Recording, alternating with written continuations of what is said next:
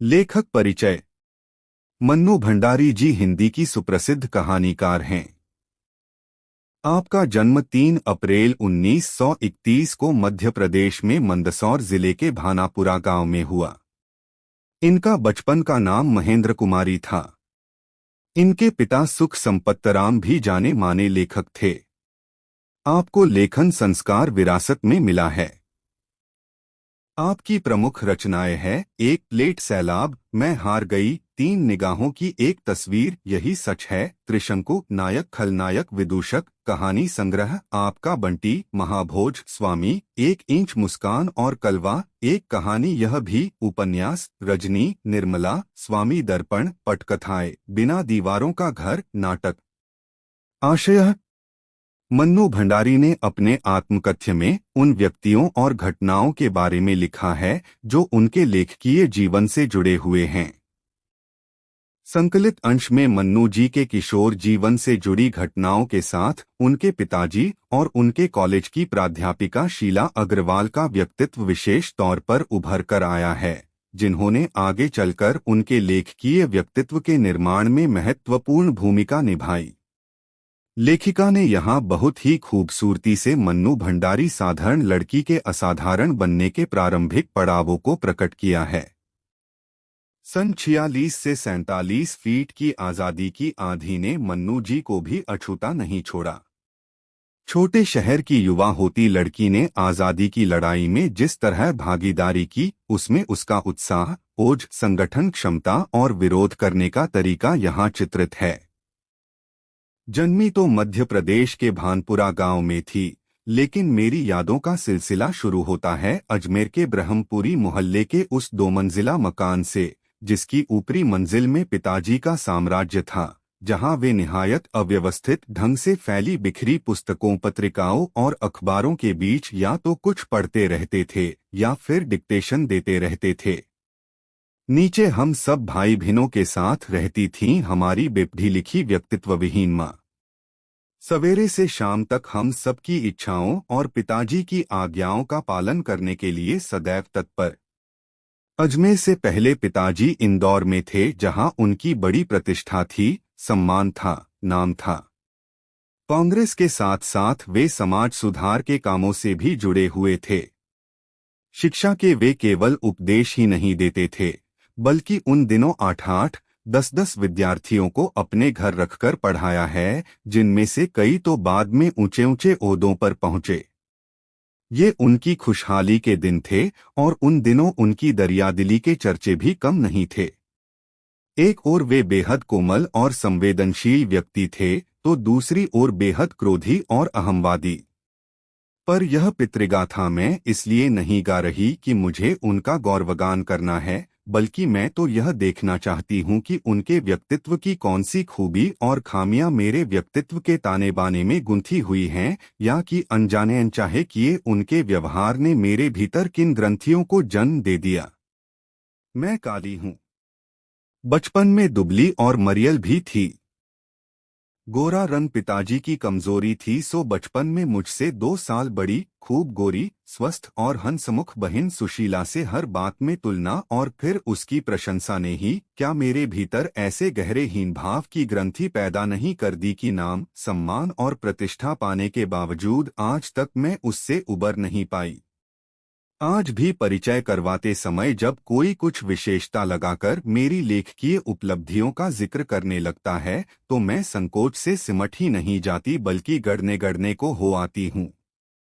शायद अचेतन की किसी परत के नीचे दबी इसी हीन भावना के चलते मैं अपनी किसी भी उपलब्धि पर भरोसा नहीं कर पाती, सब कुछ मुझे तुक्का ही लगता है। पिताजी के जिस शक्की स्वभाव पर मैं कभी भन्ना भन्ना जाती थी, आज एकाएक अपने खंडित विश्वासों की व्यथा के नीचे मुझे उनके शक्की स्वभाव की झलक ही दिखाई देती है। बहुत अपनों के हाथों विश्वासघात की गहरी व्यथा से उपजा शक।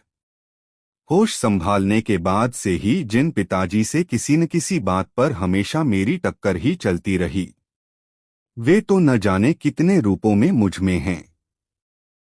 कहीं कुंठाओं के रूप में, कहीं प्रतिक्रिया के रूप में, तो कहीं प्रतीक्षाया के रूप में।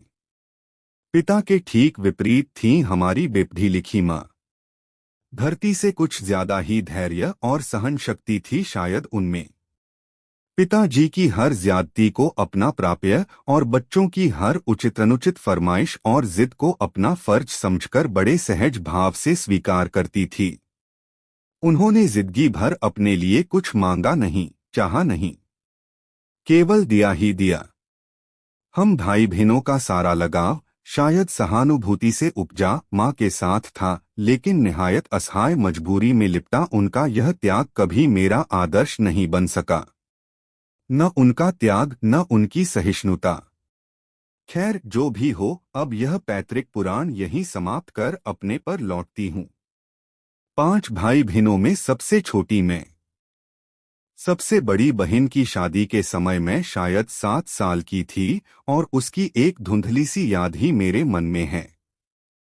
लेकिन अपने से 2 साल बड़ी बहन सुशीला और मैंने घर के बड़े से आंगन में बचपन के सारे खेल खेले। सतोलिया, लंगड़ी टांग, पकड़म पकड़ाई, काली टीलो। तो कमरों में गुड्डे गुड़ियों के ब्याह भी रचाए, पास पड़ोस की सहेलियों के साथ। यूं खेलने को हमने भाइयों के साथ गिल्ली डंडा भी खेला और पतंग उड़ाने, कांच पीसकर मांझा सूतने का काम भी किया। लेकिन उनकी गतिविधियों का दायरा घर के बाहर ही अधिक रहता था और हमारी सीमा थी घर। हाँ, इतना जरूर था कि उस जमाने में घर की दीवारें घर तक ही समाप्त नहीं हो जाती थीं बल्कि पूरे मोहल्ले तक फैली रहती थीं। इसलिए मोहल्ले के किसी भी घर में जाने पर कोई पाबंदी नहीं थी, बल्कि कुछ घर तो परिवार का हिस्सा ही थे। आज तो मुझे बड़ी शिद्दत के साथ यह महसूस होता है कि अपनी जिंदगी खुद जीने के इस आधुनिक दबाव ने महानगरों के फ्लैट में रहने वालों को हमारे इस परंपरागत पड़ोस कल्चर से विच्छिन्न करके हमें कितना संकुचित, असहाय और असुरक्षित बना दिया है। मेरी कम से कम 1 दर्जन आरंभिक कहानियों के पात्र इसी मोहल्ले के हैं, जहां मैंने अपनी किशोरावस्था गुजार अपनी युवावस्था का आरंभ किया था। 1-2 को छोड़कर उनमें से कोई भी पात्र मेरे परिवार का नहीं है। बस इनको देखते सुनते इनके बीच ही मैं बड़ी हुई थी, लेकिन इनकी छाप मेरे मन पर कितनी गहरी थी, इस बात का एहसास तो मुझे कहानियां लिखते समय हुआ। इतने वर्षों के अंतराल ने भी उनकी भावभंगिमा, भाषा किसी को भी धुंधला नहीं किया था। बिना किसी विशेष प्रयास के बड़े सहज भाव से वे उतरते चले गए थे। उसी समय के दास साहब अपने व्यक्तित्व की अभिव्यक्ति के लिए अनुकूल परिस्थितियां पाते ही महाभोज में इतने वर्षों बाद कैसे एकाएक जीवित हो उठे, यह मेरे अपने लिए भी आश्चर्य का विषय था। एक सुखद आश्चर्य का। उस समय तक हमारे घर में आए दिन विभिन्न राजनैतिक पार्टियों के जमावड़े होते थे और जमकर बहसें होती थीं। बहस करना पिताजी का प्रिय शगल था। चाय पानी या नाश्ता देने जाती तो पिताजी मुझे भी वहीं बैठने को कहते। वे चाहते थे कि मैं भी वहीं बैठूं, सुनूं और जानूं कि देश में चारों ओर क्या कुछ हो रहा है। देश में हो भी तो कितना कुछ रहा था। सन 42 के आंदोलन के बाद से तो सारा देश जैसे खौल रहा था, लेकिन विभिन्न राजनैतिक पार्टियों की नीतियां, उनके आपसी विरोध या मतभेदों की तो मुझे दूर दूर तक कोई समझ नहीं थी। हाँ, क्रांतिकारियों और देशभक्त शहीदों के रोमानी आकर्षण, उनकी कुर्बानियों से जरूर मन आक्रांत रहता था। 10वीं कक्षा तक आलम यह था कि बिना किसी खास समझ के घर में होने वाली बहसें सुनती थी और बिना चुनाव किए, बिना लेखक की अहमियत से परिचित हुए किताबें पढ़ती थी। लेकिन सन 45 में जैसे ही 10वीं पास करके मैं फर्स्ट ईयर में आई, हिंदी की प्राध्यापिका शीला अग्रवाल से परिचय हुआ। सावित्री गर्ल्स हाई स्कूल, जहां मैंने कखरा सीखा, 1 साल पहले ही कॉलेज बना था और वे इसी साल नियुक्त हुई थीं। उन्होंने बाकायदा साहित्य की दुनिया में प्रवेश करवाया। मात्र पढ़ने को चुनाव करके पढ़ने में बदला। खुद चुन चुनकर किताबें दी। पढ़ी हुई किताबों पर बहसें की तो 2 साल बीतते साहित्य की दुनिया शरद प्रेमचंद से बढ़कर जैनेन्द्र, अज्ञे, यशपाल, भगवती चरण वर्मा तक फैल गई और फिर तो फैलती ही चली गई। उस समय जैनेन्द्र जी की छोटे छोटे सरल सहज वाक्यों वाली शैली ने बहुत आकृष्ट किया था। सुनीता उपन्यास बहुत अच्छा लगा था। अज्ञेय जी का उपन्यास शेखर एक जीवनी पढ़ा जरूर, पर उस समय वह मेरी समझ के सीमित दायरे में समा नहीं पाया था। कुछ सालों बाद नदी के द्वीप पढ़ा तो उसने मन को इस कदर बांधा कि उसी झोंक में शेखर को फिर से पड़ गई, इस बार कुछ समझ के साथ। यह शायद मूल्यों के मंथन का युग था। पाप पुण्य, नैतिक अनैतिक, सही गलत की बनी बनाई धारणाओं के आगे प्रश्न चिन्ह ही नहीं लग रहे थे, उन्हें ध्वस्त भी किया जा रहा था। इसी संदर्भ में जैनेन्द्र का त्यागपत्र, भगवती बाबू का चित्रालेखा पढ़ा और शीला अग्रवाल के साथ लंबी लंबी बहसें करते हुए उस उम्र में जितना समझ सकती थी समझा। शीला अग्रवाल ने साहित्य का दायरा ही नहीं बढ़ाया था, बल्कि घर की चारदीवारी के बीच बैठकर देश की स्थितियों को जानने समझने का जो सिलसिला पिताजी ने शुरू किया था, उन्होंने वहां से खींचकर उसे भी स्थितियों की सक्रिय भागीदारी में बदल दिया। सन 46 से 47 के दिन वे स्थितियां, उसमें वैसे भी घर में बैठे रहना संभव था भला। प्रभात फेरियां, हड़तालें, जुलूस, भाषण हर शहर का चरित्र था और पूरे दमखम और जोश खरोश के साथ इन सबसे जुड़ना हर युवा का उन्माद। मैं भी युवा थी और शीला अग्रवाल की जोशीली बातों ने रगों में बहते खून को लावे में बदल दिया था। स्थिति यह हुई कि एक बवंडर शहर में मचा हुआ था और एक घर में यशकामना, बल्कि कहूँ कि यशलिप्सा, पिताजी की सबसे बड़ी दुर्बलता थी और उनके जीवन की धुरी था यह सिद्धांत कि व्यक्ति को कुछ विशिष्ट बनकर जीना चाहिए, कुछ ऐसे काम करने चाहिए कि समाज में उसका नाम हो, सम्मान हो, प्रतिष्ठा हो, वर्चस्व हो। इसके चलते ही मैं दो एक बार उनके कोप से बच गई थी। एक बार कॉलेज से प्रिंसिपल का पत्र आया कि पिताजी आकर मिलें और बताएं कि मेरी गतिविधियों के कारण मेरे खिलाफ अनुशासनात्मक कार्रवाई क्यों न की जाए। पत्र पढ़ते ही पिताजी आग बबूला, यह लड़की मुझे कहीं मुंह दिखाने लायक नहीं रखेगी, पता नहीं क्या क्या सुनना पड़ेगा वहां जाकर। 4 बच्चे पहले भी पढ़े, किसी ने ये दिन नहीं दिखाया। गुस्से से भन्नाते हुए ही वे गए थे। लौटकर क्या कहर बरपा होगा, इसका अनुमान था, सो मैं पड़ोस की एक मित्र के यहाँ जाकर बैठ गई। माँ को कह दिया कि लौटकर बहुत कुछ गुबार निकल जाए तब बुलाना। लेकिन जब माँ ने आकर कहा कि वे तो खुश ही हैं, चली चल, तो विश्वास नहीं हुआ। गई तो सही, लेकिन डरते डरते। सारे कॉलेज की लड़कियों पर इतना रौब है तेरा, सारा कॉलेज तुम 3 लड़कियों के इशारे पर चल रहा है। प्रिंसिपल बहुत परेशान थी और बार बार आग्रह कर रही थी कि मैं तुझे घर बिठा लूं, क्योंकि वे लोग किसी तरह डरा धमकाकर, डांट-डपट कर लड़कियों को क्लासों में भेजते हैं, और अगर तुम लोग एक इशारा कर 2 की क्लास छोड़कर बाहर आ जाओ तो सारी लड़कियां निकलकर मैदान में जमा होकर नारे लगाने लगती हैं। तुम लोगों के मारे कॉलेज चलाना मुश्किल हो गया है उन लोगों के लिए। कहाँ तो जाते समय पिताजी मुंह दिखाने से घबरा रहे थे और कहाँ बड़े गर्व से कहकर आए कि यह तो पूरे देश की पुकार है, इस पर कोई कैसे रोक लगा सकता है भला। बेहद गदगद स्वर में पिताजी यह सब सुनाते रहे और मैं अवाक। मुझे न अपनी आंखों पर विश्वास हो रहा था, न अपने कानों पर यह हकीकत थी। एक घटना और आजाद हिंद फौज के मुकदमे का सिलसिला था। सभी कॉलेजों, स्कूलों, दुकानों के लिए हड़ताल का आह्वान था। जो नहीं कर रहे थे, छात्रों का एक बहुत बड़ा समूह वहां जाकर हड़ताल करवा रहा था। शाम को अजमेर का पूरा विद्यार्थी वर्ग चौपड़, मुख्य बाजार का चौराहा पर इकट्ठा हुआ और फिर हुई भाषणबाजी। इस बीच पिताजी के एक निहायत दकियानूसी मित्र ने घर आकर अच्छी तरह पिताजी की लू उतारी और पिताजी सारे दिन भभकते रहे, बस अब यही रह गया है कि लोग घर आकर थू थू करके चले जाएं। बंद करो अब इस मन्नू का घर से बाहर निकलना। इस सबसे बेखबर में रात होने पर घर लौटी तो पिताजी के एक बेहद अंतरंग और अभिन्न मित्र ही नहीं, अजमेर के सबसे प्रतिष्ठित और सम्मानित डॉक्टर अंबालाल जी बैठे थे। मुझे देखते ही उन्होंने बड़ी गर्मजोशी से स्वागत किया। आओ आओ मन्नू। मैं तो चौपड़ पर तुम्हारा भाषण सुनते ही सीधा भंडारी जी को बधाई देने चला आया। I am really proud of you. क्या तुम घर में घुसे रहते हो भंडारी जी? घर से निकला भी करो। You have missed something. और वे धुआंधार तारीफ करने लगे। वे बोलते जा रहे थे और पिताजी के चेहरे का संतोष धीरे धीरे गर्व में बदलता जा रहा था।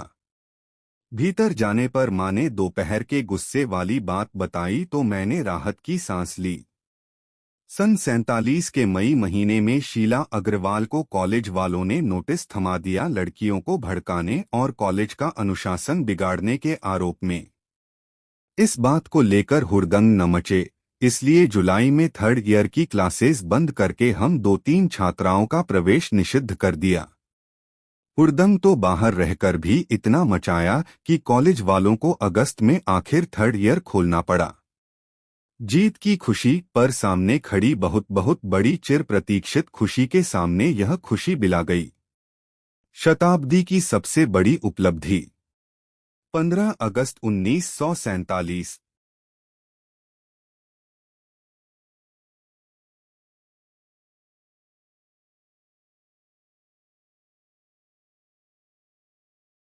Author Introduction. Mannu Bhandari is a renowned Hindi short story writer. She was born on 3rd April 1931 in Bhanpura village, Mandsaur district, Madhya Pradesh. Her childhood name was Mahendra Kumari. Her father, Sukh Sampatrang, was also a well-known writer. She has inherited the tradition of writing. Her major works include Ek Plate Sale, Main Haar Gayi, A Picture of Three Eyes, This is the Truth, Trishankur, Hero, Villain, Clown, Story Collections, Aapka Banti, Mahabhoj, Swami, Ek Inch Smile and Kalwa, This is also a story, novel, Rajni, Nirmala, Swami Darpan, screenplays, and House Without Walls, play. Intention. In her autobiography, Mannu Bhandari writes about the people and events that are connected to her writing life. In this excerpt, along with events from Mannu's teenage life, the personalities of her father and her college professor, Sheila Agrawal, particularly stand out. They later played a crucial role in shaping her literary personality. The author has beautifully depicted the early stages of Mannu Bhandari, an ordinary girl becoming extraordinary. The freedom movement of 1946 to 1947 did not leave Mannu untouched. The young girl from a small town participated in the freedom struggle. Her enthusiasm, vigor, organizational skills, and methods of protest are depicted here. I was born in Bhanpura village in Madhya Pradesh, but my memories begin with the two-story house in Ajmer's Brahmpuri neighborhood, the upper floor of which was my father's domain, where he would either read or dictate amidst the utterly chaotically scattered books, magazines, and newspapers. Downstairs, with all of us brothers and sisters, lived our illiterate, personalityless mother, ever ready to obey our wishes and father's commands from morning until evening. Before Ajmer, father was in Indore, where he enjoyed great prestige, respect and renown. Along with the Congress, he was also involved in social reform work. He not only preached about education, but in those days, he also took in 8 or 10 students at his home and taught them, many of whom later reached high positions. These were his days of prosperity, and his generosity was widely talked about. On the one hand, he was a very gentle and sensitive person, while on the other, he was extremely short-tempered and egoistic. But I'm not singing this paternal tale to glorify him. Rather, I want to see which of his personality traits and flaws are woven into the fabric of my own personality, or what complexes his behavior, whether unintentional or unintentional, has given birth to within me. I am dark-skinned. I was also thin and frail as a child.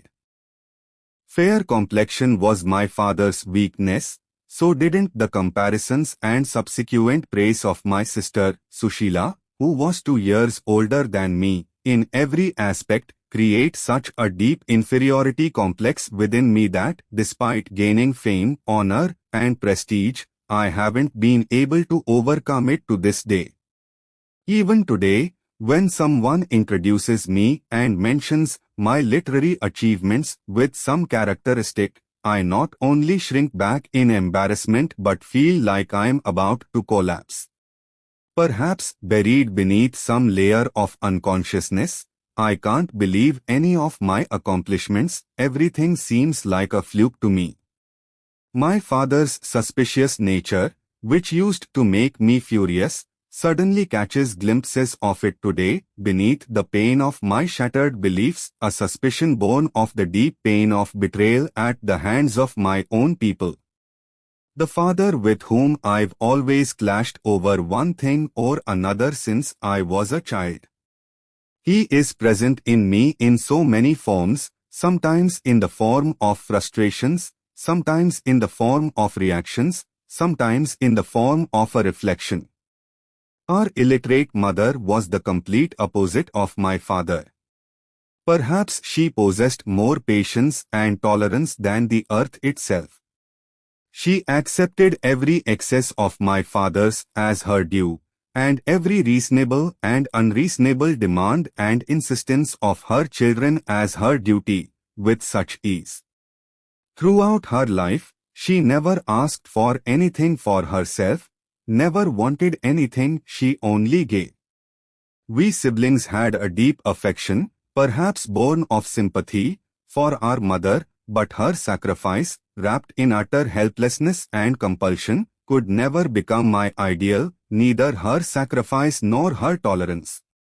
Anyway, I'll end this ancestral saga here and return to myself.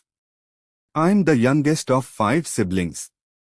I was perhaps 7 years old at the time of my eldest sister's wedding, and I retain only a vague memory of it. But my sister Sushila, who is 2 years older than me, played all my childhood games in the courtyard of the house.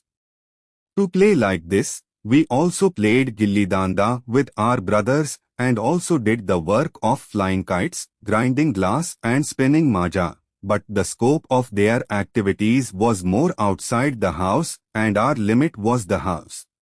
Yes, it was so important that in those days the walls of the house did not end at the house itself but extended to the entire neighborhood, so there was no restriction on going to any house in the neighborhood, but some houses were part of the family. Today I feel with great intensity that this modern pressure to live our own lives has made us urban flat dwellers cut off from our traditional neighborhood culture and made us narrow, helpless and insecure. The characters of at least a dozen of my early stories are from this neighborhood where I spent my adolescence and started my youth. Except 1 or 2 among them, Ko Batra is not from my family. Just watching and listening to them, I grew up among them, but how deep was their impression on my mind, I realized this while writing stories. Even the gap of so many years had not blurred his attitude, language, anyone. They went down very easily without any special effort. At the same time, it was a matter of surprise for me too, how Da Sahab suddenly came alive after so many years in Mahabhoj, finding favorable conditions for the expression of his personality. A pleasant surprise. Until that time, every day there were gatherings of different political parties in our house and there were fierce debates. Arguing was father's favorite pastime. When she goes to give tea, water or breakfast, Father asks me to sit there too. They wanted me to sit there too, listen and know that the country is around. देश में हो भी तो cotton कुछ रहा था. After the movement of 1942, the entire country was in turmoil, but there was no understanding of the policies of the various political parties, their mutual opposition or differences.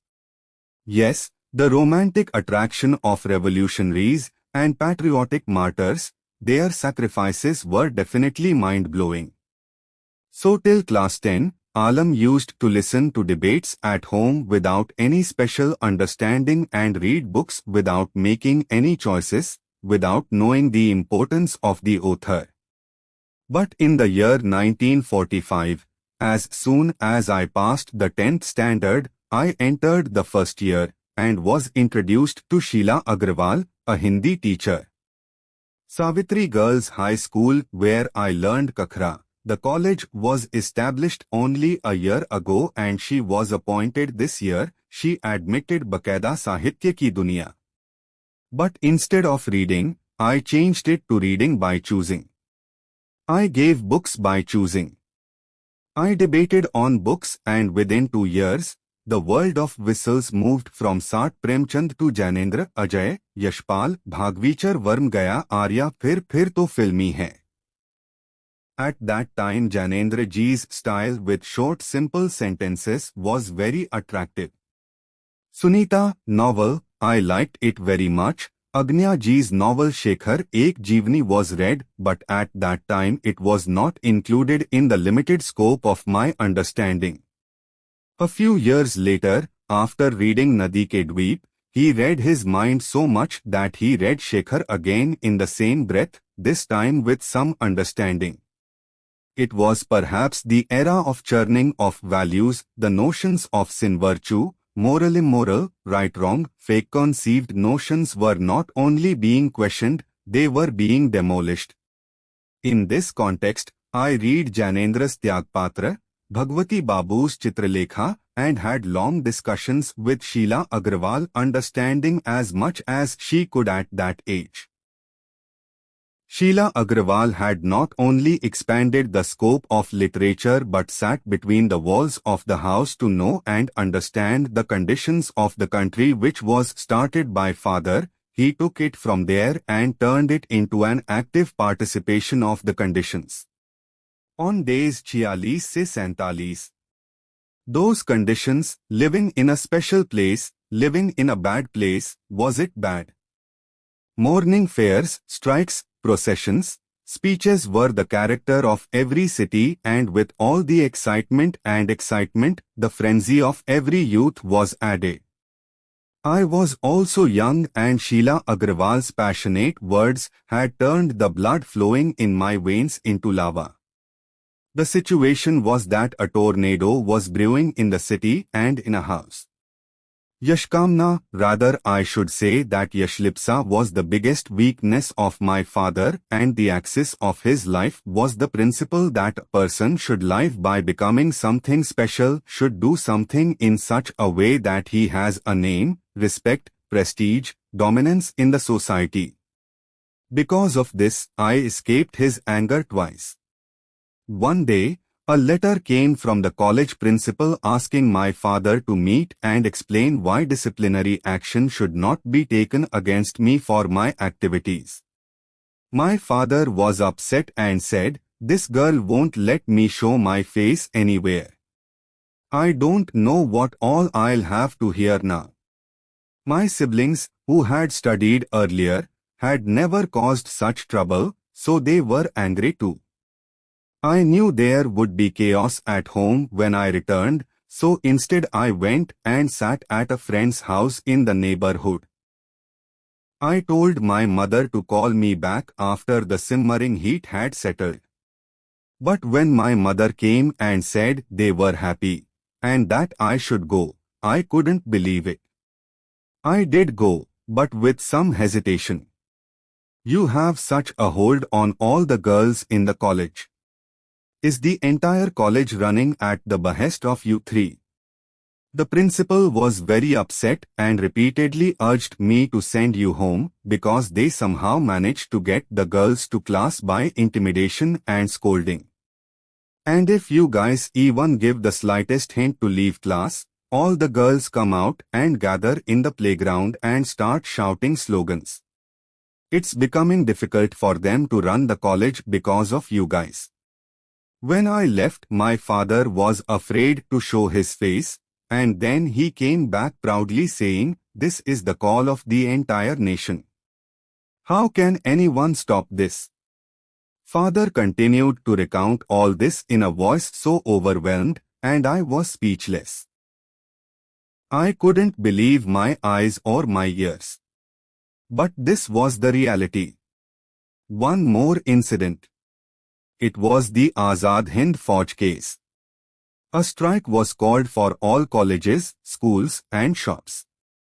A large group of students were going to every college and shop to organize strikes for those who weren't participating. In the evening, the entire student community of Ajmer gathered at Chopper, the main market intersection, and then there were speeches. Meanwhile, a very conservative friend of my father's came home and thoroughly scolded him, and my father fumed all day. All that's left is for people to come home and spit on me and leave. Stop this Mannu from leaving the house. Oblivious to all this, I returned home at night and found Dr. Ambalal, not only my father's very close and inseparable friend, but also Ajmer's most respected and revered. Upon seeing me, he greeted me warmly, "Come, come, Mannu. As soon as I heard your speech at Chopper, I went straight to congratulate Bhandari ji. I'm really proud of you. Do you stay inside the house, Bhandari ji? You should get out of the house. You've missed something," he continued, and the satisfaction on my father's face slowly turned to pride. When I went inside, my mother told me about the afternoon's outburst, and I breathed a sigh of relief. In May of 1947, the college authorities served Sheila Agrawal with a notice for inciting the girls and disrupting college discipline. To prevent a ruckus over this, they closed third-year classes in July and barred 2 or 3 of us from entering. We created so much ruckus even while staying outside that the college authorities finally had to reopen third year in August. The joy of victory, but it was overshadowed by the much-awaited joy that lay just ahead. The greatest achievement of the century. 15 August 1947. Dear students, if you find these lessons explained is helpful, please share this video with your friends. Subscribe to our channel for simple and clear lesson explanations. Check the description for links to other lesson summaries and join our WhatsApp channel for daily Kannada Hindi lessons, useful phrases and grammar tips. Start learning today and speak confidently.